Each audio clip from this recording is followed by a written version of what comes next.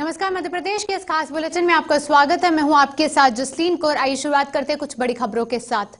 केंद्रीय इस्पात एवं रसायन मंत्री फग्गन सिंह कुलस्ते एक दिवसीय दौरे पर सिंगरौली जिले में पहुंचे, जहां पर उन्होंने विभिन्न कार्यक्रमों में हिस्सा लिया। इसके पश्चात कलेक्ट्रेट सभागार में जिले के सभी औद्योगिक कंपनियों से एसआर हिंडाल्को, जेपी, एपीएमडीसी आदि के प्रतिनिधियों से उद्योग से संबंधित क्या समस्याएं आ रही हैं उस पर चर्चा की।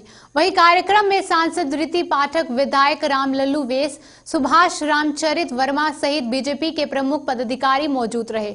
वहीं सिंगरौली जिले में स्थित एनसीएल में कर्मचारियों के लिए भर्ती परीक्षा में लगातार मिल रही धांधली को लेकर पूछे गए सवाल पर उन्होंने कहा कि यदि ऐसी शिकायत आई है तो सीएमडी पे से चर्चा कर उस पर कार्यवाही की जाएगी।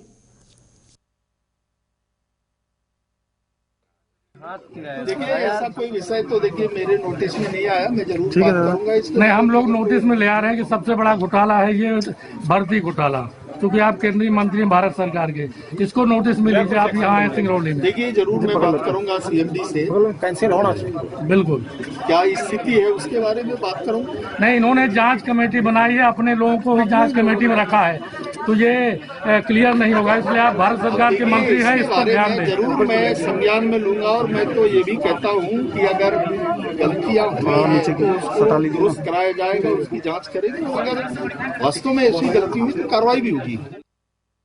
मध्य प्रदेश की खुरे विधानसभा क्षेत्र की तहसील मालथोन मुख्यालय पर आज मध्य प्रदेश शासन के नगरीय प्रशासन एवं आवास मंत्री भूपेंद्र सिंह ने 30 बिस्तरे अस्पताल का शुभारंभ किया है। वहीं शासकीय कॉलेज में एक सामान्य कार्यक्रम में भी शामिल हुए हैं। नगर के जाने माने बीजेपी नेता सौभीर संतोष कुमार जैन के होटल अरिहंत पैलेस के उद्घाटन समारोह में मध्य प्रदेश सरकार के मुख्यमंत्री के पुत्र कार्तिकेय के साथ शामिल हुए। इसके उपरांत मंत्री ने क्रिकेट टूर्नामेंट के फाइनल मैच में विजेता टीम को सम्मानित किया।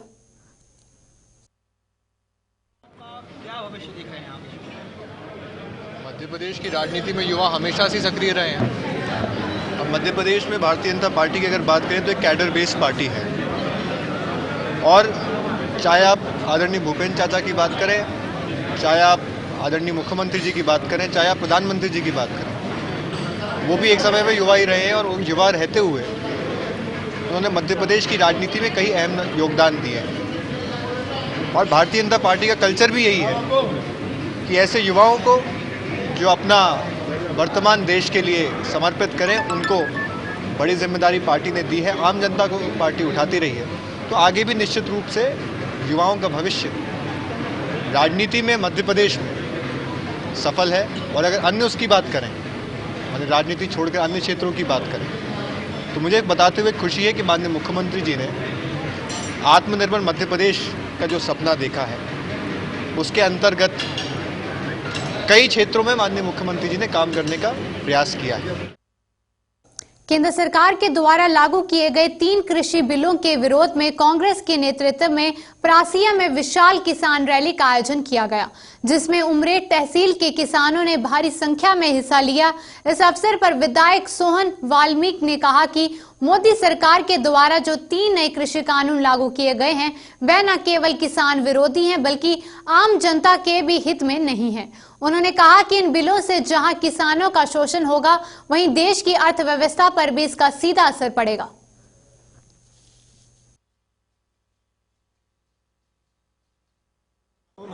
कृषि वाला जो अध्यादेश पारित किया गया है वो काले कानून के खिलाफ है। उस काले अध्यादेश के खिलाफ में आज पूरे परासिया विधानसभा क्षेत्र में हजारों की संख्या में किसानों ने इसका विरोध किया है। और निश्चित रूप से जिस तरीके से किसानों ने अपनी भागीदारी इसके अंदर निभाई है, तो ये केंद्र की सरकार और मध्य प्रदेश की भारतीय जनता पार्टी को समझना चाहिए कि वो समय रहते इस बात को समझे और वो जो अध्यादेश लाया है, कानून अध्यादेश, उसको वापस लिया जाए। वहीं सिंगरौली जिले के भेड़न में कांग्रेस सेवा दल द्वारा किसानों के समर्थन में तिरंगा यात्रा निकाली गई, जिसमें बड़ी संख्या में कांग्रेस सेवा दल के कार्यकर्ताओं ने भाग लिया। इस अवसर पर जिला कांग्रेस सेवा दल सिंगरौली के अध्यक्ष ग्रामीण रूपेश चंद्र पांडे व शहर अध्यक्ष सेवा दल राम बाबू सिंह ने बताया कि पिछले 1 महीने से भी अधिक समय से किसान कृषि कानून को लेकर आंदोलन कर रहे हैं, लेकिन केंद्र सरकार किसानों की ओर कोई ध्यान नहीं दे रही है। केंद्र की ये जो निकम्मी सरकार है नरेंद्र मोदी की, किसानों से आज तक इसने बात करना उचित नहीं समझा कि हम किसानों से बात करें, उनकी समस्याओं को सुने। इसलिए हमारे अखिल भारतीय कांग्रेस सेवा दल और मध्य प्रदेश कांग्रेस सेवा दल ने निर्णय लिया है कि किसानों के सम्मान में सेवा दल मैदान में पूरे देश के प्रत्येक जिलों से यात्रा निकालेगा। युवा भाजपा नेता और मुख्यमंत्री शिवराज सिंह चौहान के बेटे कार्तिकेय चौहान भोपाल से सागर जाते समय कुछ समय आशीष मंगल वाटिका के नजदीक रुके, जहां भाजपा कार्यकर्ताओं ने उनका जोरदार स्वागत किया। इस दौरान भाजपा युवा नेता ने मीडिया को भी संबोधित किया और आइए देखते हैं उन्होंने अपनी संबोधन में क्या कुछ कहा।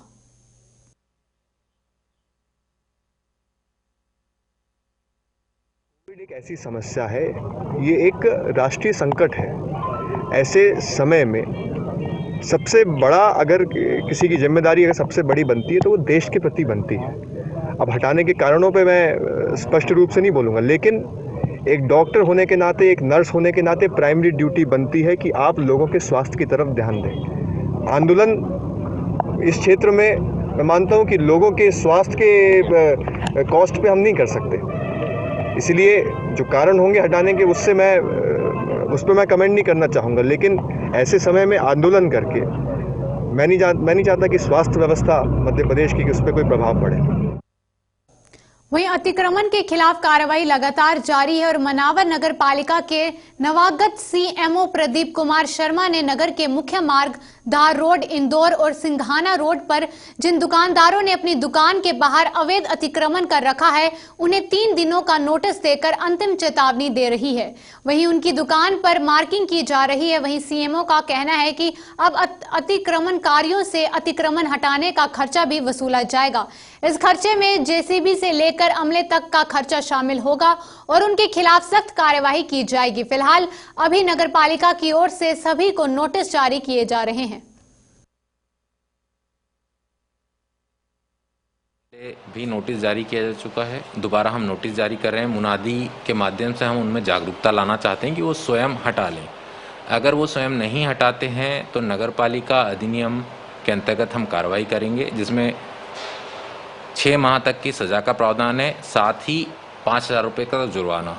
इसके साथ ही भू राजस्व संहिता की धारा 248 में भी मुख्य नगर पालिका अधिकारी को नगरीय क्षेत्र में तहसीलदार की शक्तियाँ हैं। इसके तहत कार्रवाई करके हम 1 लाख रुपए तक का जुर्माना अधिरोपित कर सकते हैं। वर्तमान में हम चाहते हैं कि साक्ष्य इकट्ठा करें, इसलिए पंचनामा बनाया जा रहा है, उनकी फोटो खींची जा रही है और उनको एक अंतिम मौका फिर से दिया जा रहा है कि वो खुद हटा लें। फिर भी नहीं हटाते हैं तो हम जुर्माना अधिरोपित भी करेंगे और उसको उनके नल कनेक्शन और संपत्ति कर के साथ में जोड़ के राजस्व की तरफ वसूली करवाएंगे। दूसरा, अगर वो हम हटाने जाते हैं तो जितना भी खर्चा आएगा, जो भी अमला लगेगा, उसका संपूर्ण खर्चा उन्हीं लोगों से वसूल किया जाएगा, उन्हीं में डिवाइड करके, चाहे वो राजस्व का अमला हो या पुलिस प्रशासन हो, राज्य प्रशासन हो या हमारे आदमी।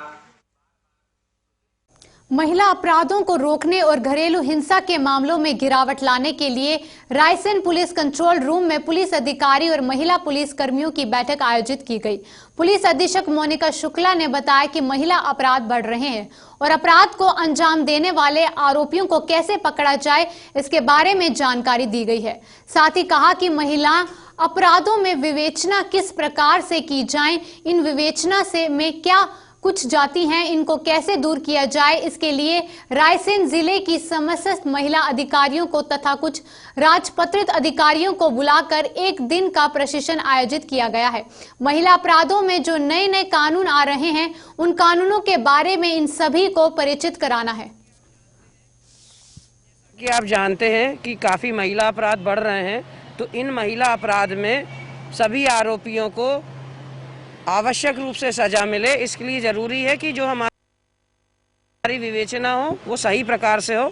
इसके लिए महिला अपराधों में विवेचना किस प्रकार से की जाए, इन विवेचना में क्या त्रुटियां रह जाती हैं, इनको कैसे दूर किया जाए, इसके लिए रायसेन जिले की समस्त महिला अधिकारियों को तथा साथ ही साथ कुछ राजपत्रित अधिकारियों को बुलाकर 1 दिन का प्रशिक्षण हमने आयोजित किया है। महिला अपराधों में जो नए नए कानून आ रहे हैं, जो नए नए अमेंडमेंट आ रहे हैं, इनसे भी इनको परिचित कराना है।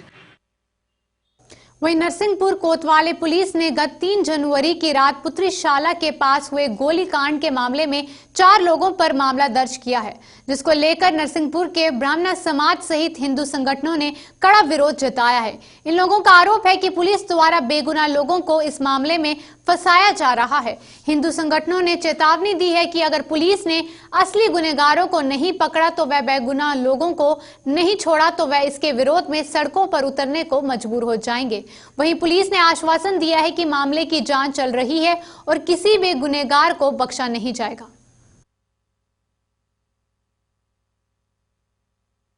प्रशासन द्वारा निष्पक्ष जांच नहीं होती है तो बजरंग दल पूरे जिले भर में उग्र आंदोलन करेगा। ये पुलिस को चेतावनी है बजरंग दल द्वारा कि इस मामले की निष्पक्ष जांच हो, दोषियों पर कार्रवाई हो और जो दोषी नहीं है उनके विरुद्ध मामला दर्ज ना हो। और दोबारा हमने जांच की मांग की है। हमें उम्मीद है कि पुलिस प्रशासन द्वारा दोबारा निष्पक्ष जांच की जाएगी। 21 से संबंधित मामला है। ये 2 तारीख की रात में यहाँ पे एक घटना हुई थी, उसके संदर्भ में FIR कायम की गई है। विवेचना जारी है। जो लोग इस घटना में इन्वॉल्व होंगे और जो इसमें इन्वॉल्व नहीं होंगे, बिल्कुल विवेचना में जैसे साक्ष्य आएंगे उसके हिसाब से कार्रवाई की जाएगी।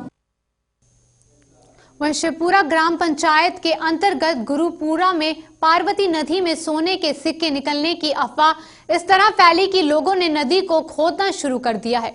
वहीं मामले की जानकारी जब राजस्व विभाग को लगी तो विभाग के अधिकारी भी मौके पर पहुंचे, लेकिन वहां पर सिक्के नहीं मिले, परंतु गांव के लोग खुदाई करते नजर आए। वहीं शिवपुरा गांव में 5 दिन पहले कुछ गांव में ये अफवाह फैली थी कि नदी में सोने चांदी के सिक्के निकल रहे हैं, जिसके बाद बड़ी संख्या में ग्रामीणों ने अलग अलग जगह पर नदी को खोदना शुरू कर दिया।